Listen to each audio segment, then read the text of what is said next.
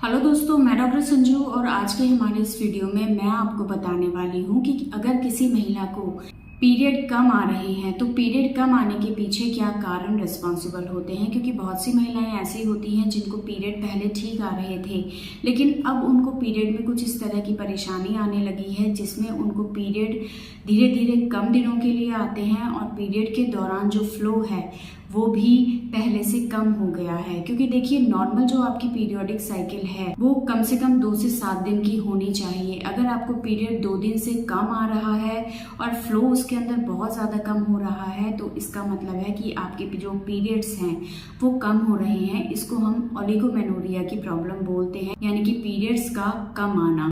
तो ये जो प्रॉब्लम है ये अगर आपके साथ बहुत लंबे टाइम से बनी हुई है तो ये आपको आगे फ्यूचर में जाके प्रेगनेंसी में प्रॉब्लम कर सकती है और इसलिए इसके कारण को ढूंढना हमें बहुत ज़्यादा ज़रूरी है। तो देखिए, महिलाओं के अंदर पीरियड्स का एक रेगुलर इंटरवल में आना बहुत ज़्यादा ज़रूरी है। अगर आपके पीरियड 24 से 35 दिन के गैप में आ रहे हैं और मिनिमम 2 से 7 दिन अगर आपके पीरियड रह रहे हैं तो इसको हम नॉर्मल मानते हैं और ये इस चीज़ को इंडिकेट करती है कि आपके शरीर के अंदर जो रिप्रोडक्टिव सिस्टम है वो बिल्कुल नॉर्मल तरीके से काम कर रहा है। जो हॉर्मोन्स हैं वो अच्छे से बन रहे हैं जिसकी वजह से आपके पीरियड रेगुलर हैं। लेकिन अगर आपके पीरियड पहले ठीक थे, अब एकदम से उनके अंदर कमी आने लगी है तो इसका मतलब है कि कोई ना कोई ऐसा कारण ज़रूर है जिसकी वजह से आपके पीरियड्स में फ्लो कम होने लगा है, आपको पीरियड्स कम आने लगे हैं और ऐसे में इन कारणों को ढूंढना बहुत ज़्यादा ज़रूरी है। तो कारणों की अगर हम बात करें तो इसमें सबसे पहला कारण आता है हार्मोनल इम्बैलेंस। ये जो पीरियोडिक साइकिल होती है इसको रेगुलर बनाए रखने के लिए कुछ हार्मोन्स ज़रूरी होते हैं, जैसे कि oestrogen, progesterone, LH, FSH, thyroid.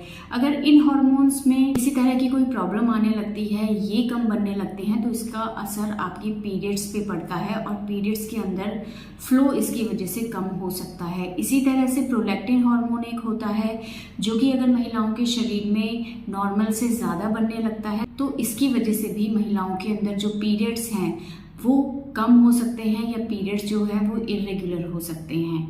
इसके अलावा अगर कोई महिला का वेट एकदम से बहुत ज़्यादा बढ़ जाता है या अगर महिला का वेट नॉर्मल से ज़्यादा है तो इसकी वजह से भी आपके अंदर हार्मोनल इम्बैलेंस हो जाएगा जिसकी वजह से आपके पीरियड्स कम हो सकते हैं। इसी तरह से अगर कोई अपना वेट एकदम से कम कर लेती है तो एकदम से वेट के कम या ज़्यादा होने का इफेक्ट भी आपके पीरियड्स पे पड़ता है जिससे आपके पीरियड्स में फ्लो कम हो सकता है। इसके अलावा अगर किसी महिला डाइट अच्छे से नहीं ले रही है, खाने पीने की कमी अगर रहती है उसके शरीर में, महिला अगर एनीमिक है, उसके शरीर में हीमोग्लोबिन कम है तो कई बार इसकी वजह से भी महिलाओं के पीरियड्स कम हो सकते हैं। या अगर किसी महिला के साथ कोई क्रॉनिक इलनेस चली आ रही है, यानी कि किसी बीमारी से अगर कोई महिला बहुत लंबे टाइम से सफ़र कर रही है तो कई बार इन बीमारियों की वजह से भी महिला के पीरियड्स कम हो सकते हैं, इरेगुलर हो सकते हैं। इसी तरह से अगर कोई मेडिसिन अगर कोई महिला बहुत लंबे टाइम से खा रही है किसी बीमारी की वजह से तो कई बार मेडिसिन के इफेक्ट की वजह से भी आपके पीरियड्स कम हो सकते हैं।